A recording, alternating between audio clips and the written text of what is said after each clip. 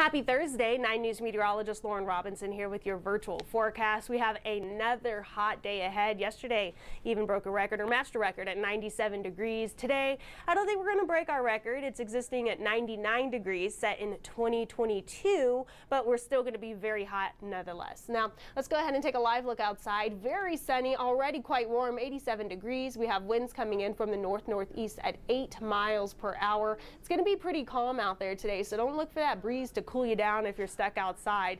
We're going to see those temperatures in the 90s later this afternoon. Right now, we're already in the upper 80s. Some areas already in the 90s across the Front Range and Eastern Plains. Same goes for the Western Slope.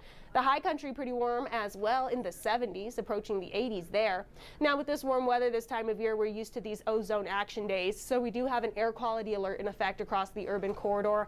This is going to be until 4 o'clock this afternoon, so if you're someone with respiratory sensitivities, maybe limit that time outside. To the south, we have a heat advisory that's going to be in effect until 7 o'clock this evening. That means heat index values will be up to 99 degrees, and that just means that it's going to be very dry, very hot. It's going to feel very hot. This will be to the south, areas like Colorado Springs, down through Pueblo, Colorado City, and then across southern portions of the Eastern Plains. So if you're in these areas, you really want to make sure you stay hydrated, find some shade, pack that sunblock.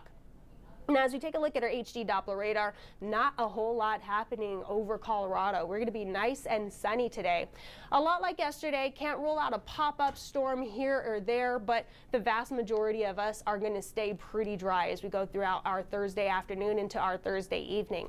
A different story for our Friday. We'll wake up to some early sunshine, but we're also going to watch for a larger system to push in from the west, and that's going to bring in some showers and storms. By around noon, we're looking for those showers and storms in the high country, and then by around 3 o'clock you can see that storm centered right over Denver, pretty heavy to the south across the Palmer Divide and staying pretty heavy across the Front Range. Again, tomorrow afternoon is where we're looking for these heavy showers and storms right over the urban corridor and through the rest of the Front Range. They start to move eastward and really pack a punch in some areas as we continue through Friday night before all of this moves its way into Nebraska and Kansas. So we do have a couple of severe thunderstorm outlooks. The one for today, again, we could see a pop-up shower or storm across the Eastern Plains where you're seeing that yellow. That's a slight risk for severe weather. This is where we could potentially see some large hail. We're going to look for those damaging winds gusting up to around 60 miles per hour, as well as those heavy downpours that could lead to some localized flooding and, of course, lots of lightning and thunder.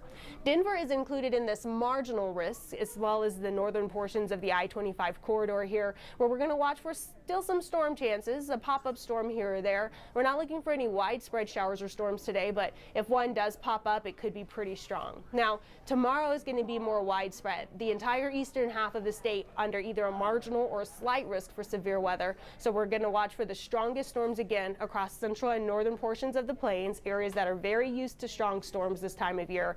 And then Denver, the rest of the I-25 corridor, southern portions of the plains, we're still looking for some strong storms, but maybe not as severe. That means we could probably see some small to maybe moderate sized hail Friday afternoon. We're looking for heavy downpours. You certainly want to watch for some localized flooding with as heavy as some of these showers are going to be. And then again, gusty winds, lightning, and thunder.